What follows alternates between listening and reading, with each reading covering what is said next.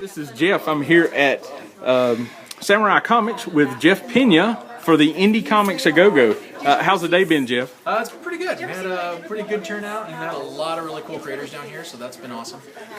Just tell me a little bit about the event and kind of how it came to be. Well, it's just been a while since we've all hung out like this and done an event like that, and I brought it up because there wasn't really a lot of events after Tucson Comic-Con, so there's a little bit of a gap between that and Amazing Comic-Con in January, and we were like, well, you know what? It's pre-Christmas time, it's pre-Thanksgiving time, and it's a good time for a lot of geeks out there to get something that's unique, because a lot of us self-publish stuff and have small print runs, and some of us aren't even in stores at all, so it's a good chance to get some of the store regulars to come in and see what everybody has to offer and see what we've all got.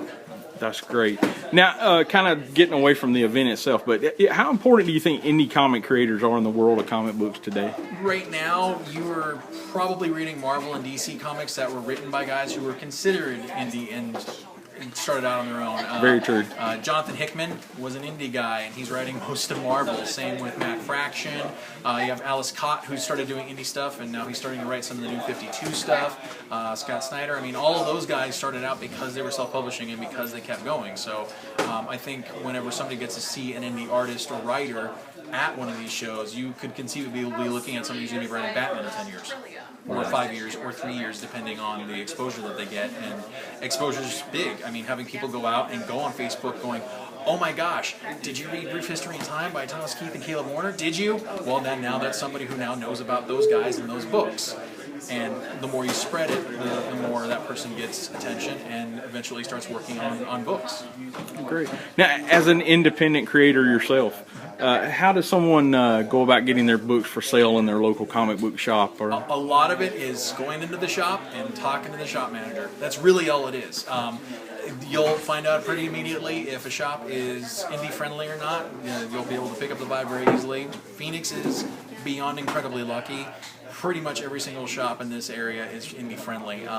The independent locals know it because you go to LA and not every shop is indie friendly. There are a lot of indie friendly people out in LA and they are strong indie friendly people. But there are also other shops, not just in LA but anywhere else, where they're like, no, that's not my jam. We only sell Marvel and DC to our people. We don't even sell Image. And that's fine. If that works for that shop, that's great.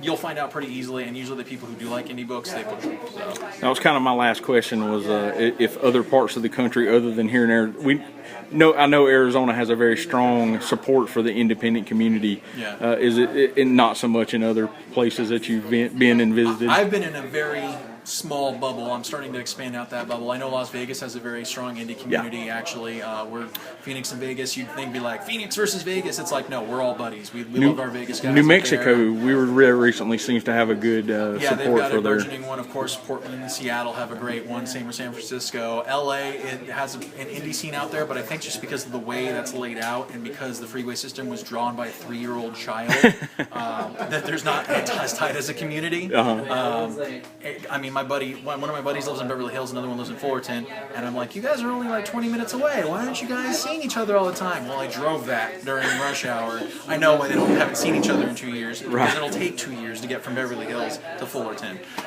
So I know for them it's a lot more difficult and it's a little bit more isolated out there than it is in here. So.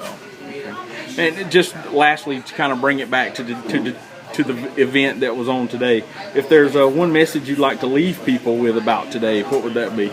Take a chance. Batman's going to always be around. Spider-Man's going to always be around. They're never not going to go away.